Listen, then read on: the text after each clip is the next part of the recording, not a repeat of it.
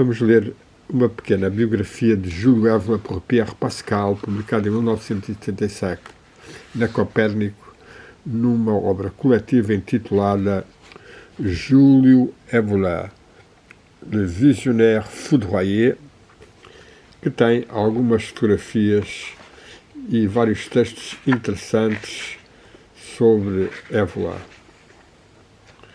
Temos aqui, por exemplo, uma fotografia dele na Primeira Guerra Mundial.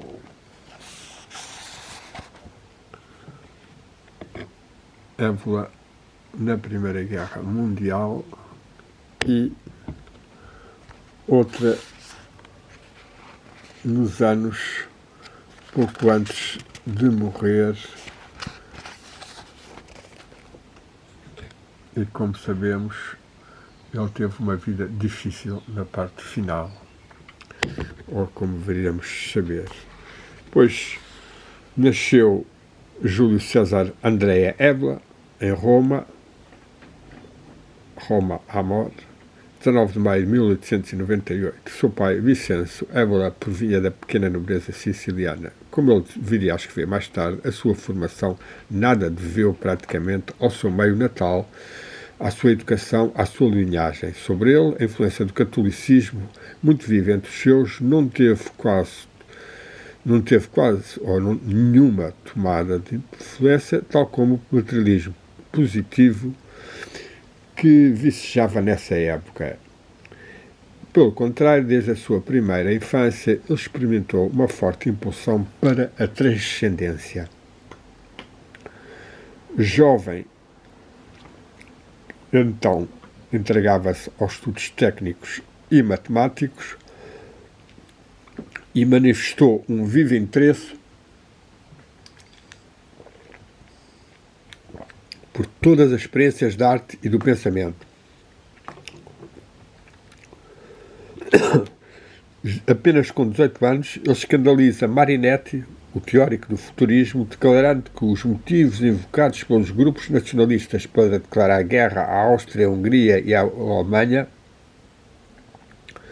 não são que a quinta essência da mentalidade burguesa e democrática que eles pretendem combater. Contudo, apenas com 20 anos, ele alistou-se e tomou parte na Primeira Guerra Mundial enquanto segundo tenente de artilharia no Planalto da Asiago.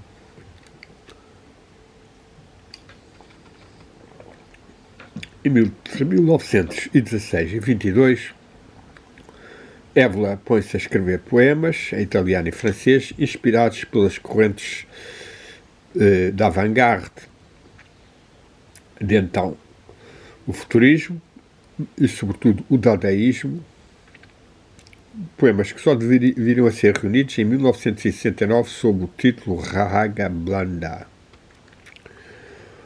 Durante esses anos, ele viveu também uma experiência de pintura abstrata, uma das telas das quais se encontra na Galeria de Arte Moderna de Roma. E tem, de facto, podemos acrescentar vários quadros, várias composições extremamente dinâmicas e espirituais.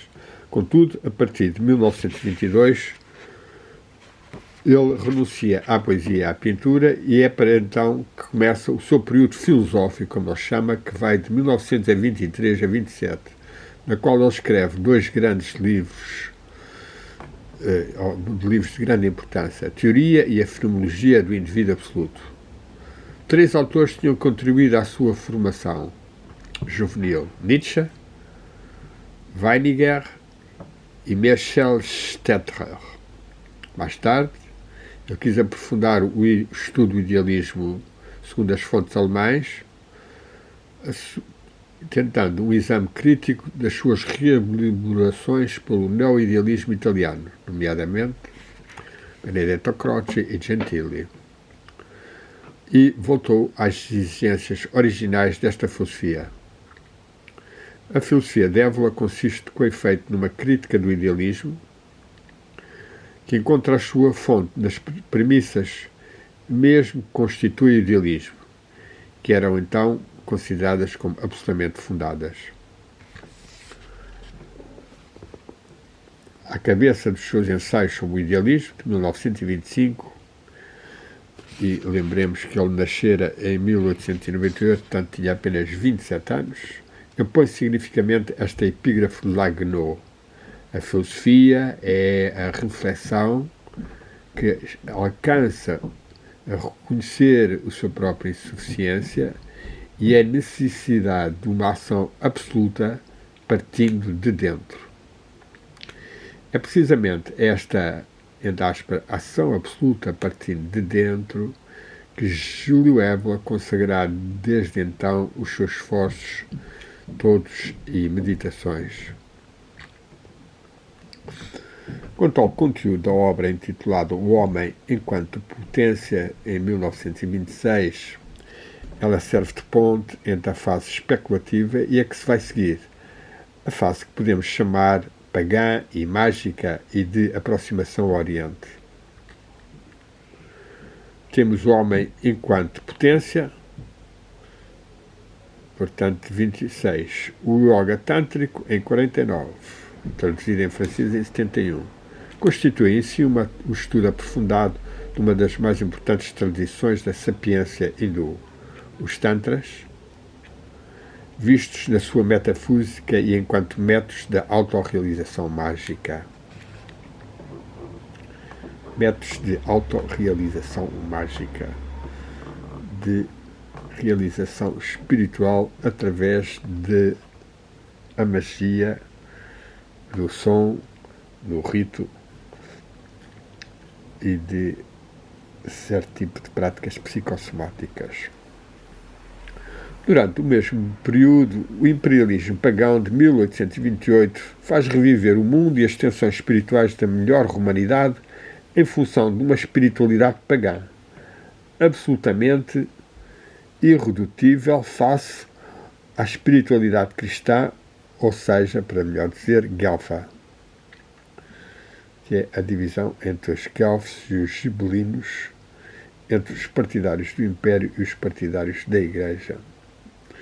Esta obra vê o dia numa evidente ligação com a abertura dos negociações que chegaram aos acordos de Latrão e à conciliação entre a Igreja e o regime fascista que governava então a Itália. O fascismo nascera após as humilhações do pós-guerra, mas Júlio Evola não receou condenar certas tendências republicanas e laicas, ou seja, nacionalistas, não sem, contudo, apreciar outros aspectos que faziam apelo ao ideal do Estado romano e do Império. Desta obra, Imperialismo Pagão, não teve praticamente nenhum eco político digno desse nome em Itália. Embora no estrangeiro, Evola foi considerado, com razão, e sobretudo a Alemanha, como o autêntico representante da corrente importante gibelina e ainda dantesca, de Dante, da Alighieri. Entre 1929, note-se que aqui com o nosso Francisco de Holanda, quando esteve em Roma e em Itália, e era também um humanista aberto à espiritualidade, para além de um pintor quase clarividente, foi também um partidário do Império e não tanto, portanto, um gibelino e não tanto de Roma, de tal forma que tem algumas pinturas e desenhos que fazem alusão à queda de Roma, a propósito do saco de Roma, e valorizam o Império, ou seja, uma relação com um centro interior e com um centro supra-terreno que se obtém por uma abertura e fidelidade a princípios que não se deixam tão facilmente vender ou adaptar às necessidades das instituições e do dever histórico. Entre 1929, uma experiência das mais singulares e de uma grande importância caracteriza a obra de Evola. É então que, à volta de si, se constitui um grupo de estudos e de procuras esotéricas, com bases particularmente sérias. O famoso Grupo de Ur, que durante 3 anos consecutivos vai publicar interessantes monografias quanto à exposição dos métodos, das disciplinas e de técnicas, assim como relações de experiências efetivamente vistas, paralelamente à edição de textos raros ou pouco conhecidos das tradições do Oriente e Ocidente. Estas monografias foram publicadas pela revista Ur e depois Krur, sob a direção de Júlio Évora, e depois recolhidas em 3 belos volumes da Introdução à Magia enquanto que Ciência do Eu, já em 1971, e constitui a soma mais importante do que foi publicado neste domínio no século XX. É nesta época, ou neste período, que Evola sobe, em parte, o fascínio das ideias de Guénon, do qual ele tirará o tema fundamental que, doravante, se constituirá como o sistema das suas ideias, a noção de tradição. Evola será, então, aliás, em 1937, o tradutor italiano da obra de Guénon, A Crise do Mundo Moderno. Daí que ele depois venha a escrever A Revolta do Mundo Moderno, que eu li ainda nos meus tempos da Faculdade de Direito, curiosamente. Em 1930, abandonando parcialmente as teses do imperialismo pagão e apegando-se exclusivamente aos conceitos de tradição e de civilização tradicional, Evola procura ver até que ponto será possível de tocar o público italiano para além do domínio restrito dos estudos especializados. É assim que nasce a revista La Torre, uma revista bimensal, folha de expressão variada e de tradição única, do qual um dos inspiradores foi Guido Dai Giorgio, autor da tradição romana, que exerceu uma influência notável sobre Júlio Evola e que o levou a dramatizar o conceito de tradição e a inculcar-lhe uma energética nova. Esta revista La Torre não conheceu senão uma breve existência em razão da hostilidade de certas hierarcas fascistas que não estavam nada inclinados a tolerar que uma voz livre e não convencional ousasse atacar de direito aquilo que não era mais o fascismo. Pode-se, então, ler no número 5 da La Torre: nós não somos nem fascistas nem antifascistas. O antifascismo não corresponde a nada para os inimigos irredutíveis de toda a política plebeiana e de toda a ideologia nacionalista, de todas as intrigas e de todo o espírito partisã. Quanto ao fascismo, ele é demasiado pouco. Depois da proibição e apreensão do número 3º, que continha um ataque contra a campanha democrática do regime Mussolini, considerado por Evola como insensata, a revista continua a aparecer por meio das dificuldades cada vez maiores, até que Júlio Evola decidiu interromper essa experiência e retirar-se nas solidões da alta montanha.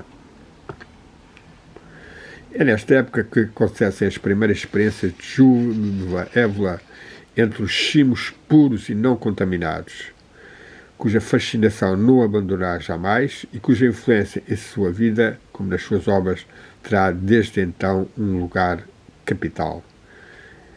É em 1930, com o guia Eugênio David de Cressonay-Saint-Jean, que Júlio Evola consegue fazer a escalada na perigosa parede setentrional do Lixman Oriental, desde os cimos dos Alpes austríacos.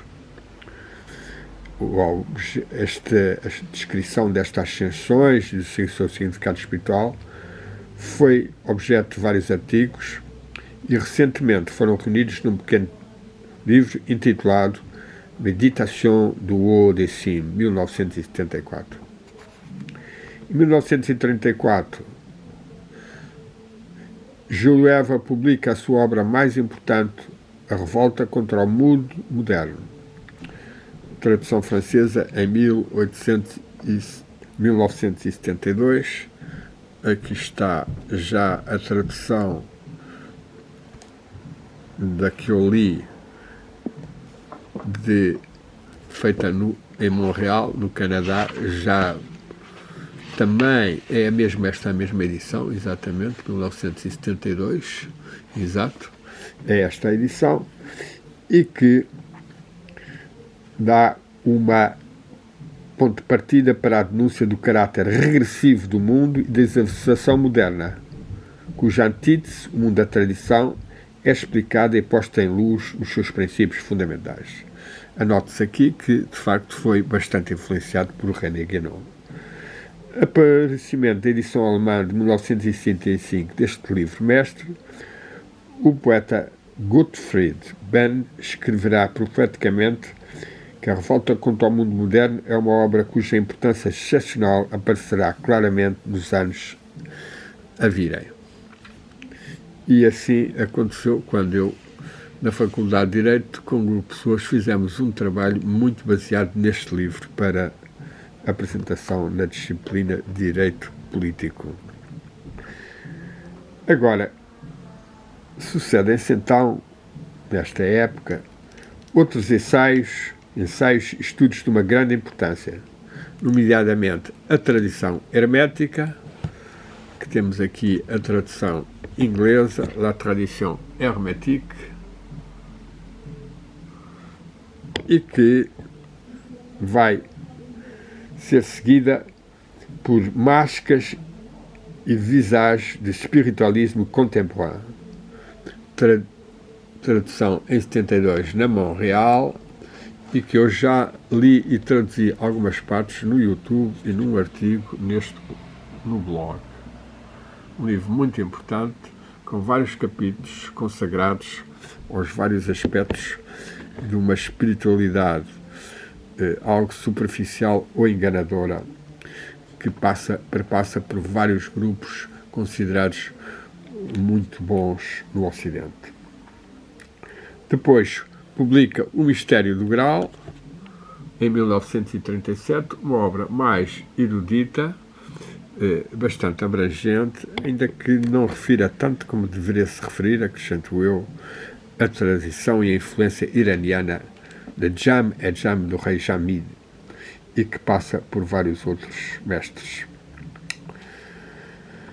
E, finalmente, em 1953, surge a doutrina do despertar, traduzida para francês em 56. Escreve também em colaboração na revista Vita Italiana, de Giovanni Preziosi, e no jornal diário O Regime Fascista de Roberto Farinazzi, que nesses anos longínquos soube conservar uma certa autonomia, permitindo a Évola publicar de 34 a 43, 2 vezes por mês e depois mensalmente, uma página especial, Le Diorama Philosophique, experiência única e inimitável hoje, inconcebível pela sua originalidade e a sua vivacidade intelectual. Esta página colaboraram alguns dos melhores representantes do tradicionalismo italiano e europeu, nomeadamente René Guénon, o Príncipe Rohan, Edmund Dodsworth, Otmar Spann, Sir Charles Petrie, Gonzaga de Reynaud, um autor que também apreciou Portugal, e vários outros. Jules Evra teve naturalmente contactos seguidos com o mundo germânico, e mais particularmente com os meios conservadores e aristocráticos que se reclamavam do prussianismo, como o Herrenklub de Berlim e colaboraram também com outros círculos, tendo por fim a procura e o estudo dos mitos e origens dos povos indo-europeus. Nesta época, Évola publica o Mito do Sangue e, em 1941, a sua síntese das doutrinas da raça, livro no qual ele formula orientações eminentemente espirituais e opõe-se radicalmente às ideias materialistas de Rosenberg, que influenciará Hitler. No começo da Segunda Guerra Mundial, Évola publica a Viena a doutrina ariana da luta e da vitória e pede para ser enviado como voluntário na Rússia. Aqui seria um grande erro estar a lutar contra a Santa Rússia. O seu pedido, contudo, foi rejeitado porque ele nunca se inscreveu no Partido Nacional Socialista. Fascista. Nacional fascista, não socialista, que esse seria o da Alemanha. Depois da traição bagdaliana de setembro de 43 e a queda militar e política da Itália, nós vemos primeiro Évola na Alemanha, em Rastenburg, depois em Roma, onde colabora em grande segredo na preparação do movimento para o Renascimento da Itália, e enfim em Viena, onde nos últimos dias de abril de 45 ele é vítima de um bombardeamento aéreo soviético. A partir desta data, ele ficou paralisado das pernas, sem qualquer esperança de cura. Aqui houve um karma com a Rússia, certamente. Aceitando com grande serenidade a sua sorte, Évola começou um longo caminho de existência inteiramente repensada. Em 49 retoma as suas colaborações em jornais e revistas, tenta também rever o texto de todas as obras já aparecidas e traduz obras estrangeiras essenciais, tais como as de Bachofen e de Spengler. Depois vem o momento das obras novas, entre as quais convém citar Os Homens no Meio das Ruínas, de 1951, o caráter normativo e metapolítico, chamado de caráter normativo e metapolítico, a Metafísica do Sexo, em 1958, constitui um importante estudo sobre a significação real das relações entre o homem e a mulher à luz das doutrinas tradicionais do Oriente e do Ocidente. Em 1963 escreve O Caminho do Cinabro, que é a sua autobiografia espiritual. O Arco e a Massa, o Maço, ou Moca, de 1968, e os Reconhecimentos, de 1984, que são recolhas de textos mais antigos, e, sobretudo, em 1971, o Cavalgar o Tigre, verdadeiro breviário para todos aqueles que querem viver no mundo onde eles não se reconhecem já, sem se deixarem nem contaminar, graças à sua espiritualidade. Este último livro evoca os manuais de Séneca, de Epiteto, Marco Aurélio, que foram escritos num clima de comparável decadência geral e foram marcados pelo mesmo espírito de certeza e firme. Não se trata de um livro para todos, mas de um livro para, entre aspas, para aqueles nas quais não existe, por vezes, nem senão um só, da expressão de Nietzsche. Livro sombrio e pessimista, mas também solene e profético, aos quais referem hoje algumas pessoas das novas gerações. Vamos a ler mais rápido para terminar a tempo. Desde 1968, a obra evoliana conhece uma nova fortuna e quase incrível. Desde essa altura, os livros começam a ser constantemente reimprimidos, quase que logo esgotados. Enquanto que a sua obra é meticulosamente ignorada pelas ideologias da cultura oficial italiana e que o espírito evoliano não é apreciado que de maneira episódica pela direita italiana ou que tem esse lugar, é surpreendente notarmos o entusiasmo que Júlio Évola suscita entre os jovens concidadãos, de tal modo que se pode, com boa voz, falar presentemente de uma nova floração ao florescimento do pensamento evoliano. É um jovem espírito, Adriano Romualdi, morre tragicamente em 1973, que foi o primeiro a escrever um pequeno livro sobre o conjunto da obra de Evola. Júlio Evola, O Homem e a Obra, em 1968. Os últimos anos de Evola foram marcados por graves sofrimentos físicos, por uma lenta e interminável agonia suportada com uma coragem tranquila e sorridente. Em 11 de julho de 74, Evola rendeu a alma na sua mesa de trabalho, na mesma casa onde nascera, em Roma. A 10 de julho, seu corpo foi incinerado no cemitério de Spoleto, segundo as suas últimas vontades, e nos últimos dias do mês de agosto, a urna contendo as cinzas de Júlio Evola foi transportada ao glaciar do Monte Rosa, a 4.200 metros de altitude, não longe do Lixman oriental, por uma patrulha de discípulos conduzidos por guias alpinos.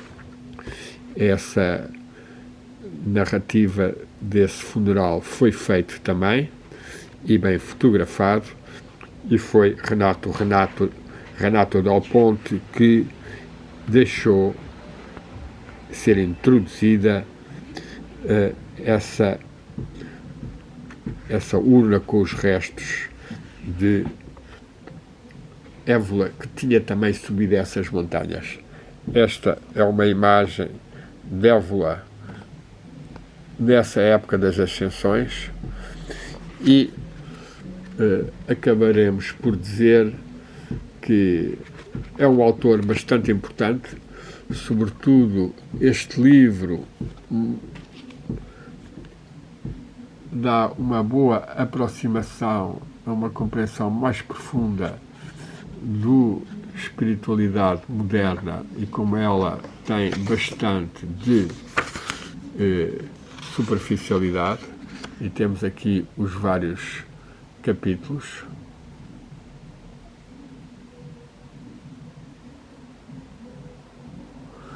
E eu já tenho 1 ou 2 artigos dedicados a esta obra. Importante também é os aspectos de aproximação e compreensão da via tântrica e da via guerreira, face à tradição que Guénon desenvolveu mais, a tradição do Jnana Yoga, ou da unidade com a identidade suprema e divina no Islão também, e em que não há tanto uma prática psicossomática como Júlio Evola praticou, infelizmente, com os problemas que teve da sua paralisação no corpo. Houve aqui, talvez, um certo erro de perspectiva em relação às forças que deveriam liderar a humanidade, e não seria o prussianismo nem o germanismo, e o imperialismo que ele defendeu, que tinha realmente raízes históricas muito fortes em Roma, não tinha no fascismo do Duce, que chegou a apreciar em algum aspecto Evola, menos ainda no de Hitler, uma capacidade de serem o império de uma verdadeira ordem espiritual centralizada, unificada, com a ligação ao mundo espiritual e ao mundo divino. Vemos que, de facto, eles sabiam que a democracia norte-americana era também completamente corrupta e condutora a tal domínio da quantidade sobre a qualidade, e nós vemos como isso atinge agora no século XXI, com Donald Trump e as suas atitudes em relação a uma civilização Estado sagrada, que é a iraniana, onde existe uma tradição de cavalaria, os Nanamardi, ou de Cavaleiros do Amor ou do Santo Graal, que lhes permitiu resistir a toda a tentativa de morte que lhes foi feita. A Santa Rússia também continua, Dugin é um desses filósofos desta mesma linha e vamos continuar a lutar pela luz.